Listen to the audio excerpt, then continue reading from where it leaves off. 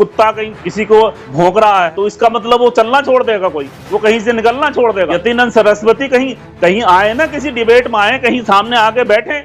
ऐसे तो चोरी छुपे कहीं भी वीडियो वायरल करके हम दे देंगे, उससे थोड़ी वो बहादुर हो गए, उससे थोड़ा ही वो बहुत बड़े वो क्या नाम है बदमाश हो गए।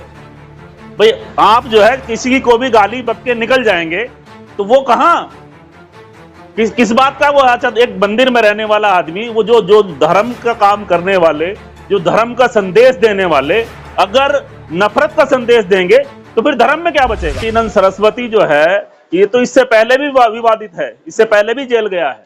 इसका तो काम ही सिर्फ ये है कि जहर, ये जब बोलता तो जहर उगलता है, जब भी ये बोलता है ये जहर उगलता है। इससे पहले भी जो है कभी मुसलमानों को काटने की बात करता है, कभी कुछ और बात करता है। लेकिन अब ये लोग ये समझने लगे हैं कि कुछ छोटी मोटी बात को मुसलमान बर्दाश्त कर लेता है, तो इसलिए अब ये इस बात पे उतर आए हैं कि मुसलमान चिढ़ेगा कैसे, मुसलमान कैसे चिढ़ेगा, मुसलमान कैसे जो है नाराज होगा। अब ये इस बात पे उतर आए हैं। मेरा सवाल तो उन लोगों से है जो उस मीटिंग में थे, क्योंकि वो मंच से बोल रहे थे, तो मंच से जब बोल रहे थे तो कुछ लोग वहां बैठे भी होंगे, कुछ वो इस देश के सच्चे शहरी भी होंगे। जब कोई आदमी, हमारे यहाँ कोई अगर मौलाना लाइन से हटके बोलता है तो उसको माइक से हटा दिया जाता है। हमारे यहाँ ये होता है। मौलाना को आपने देखा होगा जब जलसे होते हैं या कभी जुमे में तकरीर होती है तो मौलाना कोई लाइन से हटके नहीं बोल सकता। अपनी आप जो हमारा धर्म है, आप अपने धर्म की अच्छी बातें बताइए, आप अपने धर्म को समझाइए, आप दूसरे धर्म को कैसे गाली दे सकते हैं। तो जो लोग, मेरा सवाल उनसे, जो लोग वहां बैठे थे उनको माइक छीन लेना चाहिए था। उनका भी दायित्व बनता है कि ये देश में आग लगाने वाले लोग हैं, इनको वहीं समझा दिया जाए। लेकिन उन लोगों ने ऐसा नहीं किया। आज चाहे वो रामगिरी महाराज हो, चाहे वो ये यतीनन सरस्वती हो, चाहे और कई इस तरह के लोग हैं जिनको ये माहौल को खराब करते हैं और इनको सरकार प्रोत्साहन देती है, इनको फूल मालाएं पहनाई जाती हैं।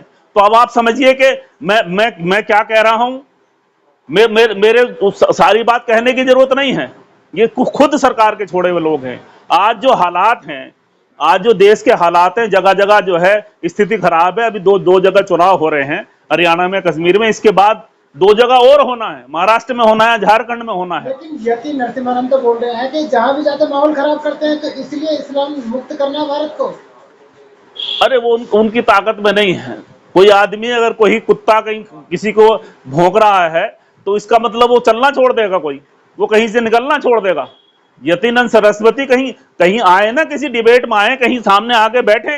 ऐसे तो चोरी छुपे कहीं भी वीडियो वायरल करके हम दे देंगे, उससे थोड़ी वो बहादुर हो गए, उससे थोड़ा ही वो बहुत बड़े वो क्या नाम है बदमाश हो गए। भाई आप जो है किसी को भी गाली बक के निकल जाएंगे तो वो कहाँ किस बात का वो। अच्छा, एक मंदिर में रहने वाला आदमी, वो जो धर्म का काम करने वाले, जो धर्म का संदेश देने वाले अगर नफरत का संदेश देंगे तो फिर धर्म में क्या बचेगा। इससे तो धर्म बदनाम होता है। लगातार 2004 से और 14 से लगातार इस तरीके की उम्रें आ रही हैं। जो गलत बोलता है उसी को प्रोत्साहन दिया जाता है, उसी को मंत्री बनाया जाता है, उसे Z+ की सिक्योरिटी दी जाती है। देखिए, आज की सरकार जो है वो सरकार इस तरह की है, वो ये समझते हैं कि कोई आदमी अगर जहर उगलता है, कहीं माहौल खराब होता है तो हमें बड़ा वाला भाग मिल जाता है। ये वोट पोलराइज करने का तरीका है इन लोगों का। आज जब ये इनको नजर आ रहा है कि अब हमारे पास कुछ बचा नहीं है, अब लोग समझ चुके हैं। अब जो इस देश का शहरी है, वो चाहे हिंदू हो या मुसलमान हो या किसी भी धर्म का हो, जो समझदार है, जो ये चाहता है कि देश को आगे बढ़ना चाहिए, तो वो नफरत नहीं चाहता। नफरत से कभी देश आगे नहीं बढ़ता।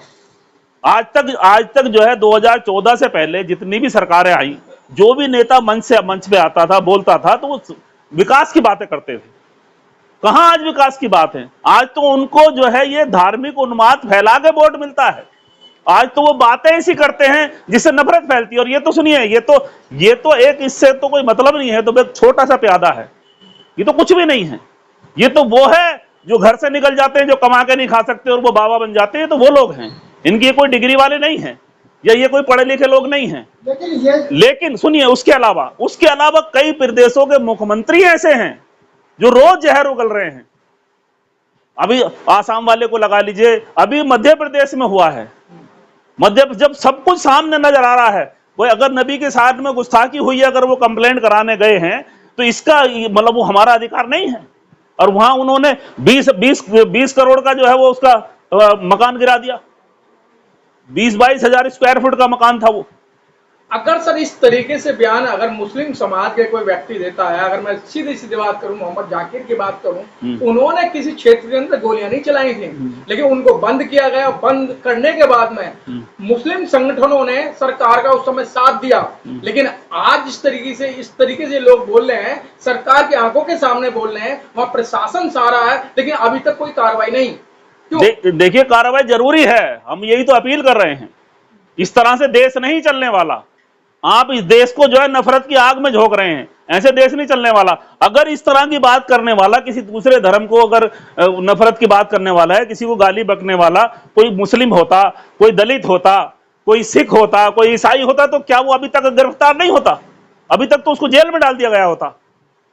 लेकिन नहीं, क्योंकि इनको ये नफरत इनको अच्छी लग रही है, ये चीजें इनको जो है अच्छी लगती है। हम तो फिर भी कहते हैं अभी भी सुधरने का मौका है। अब इनके पास कुछ बचा नहीं है।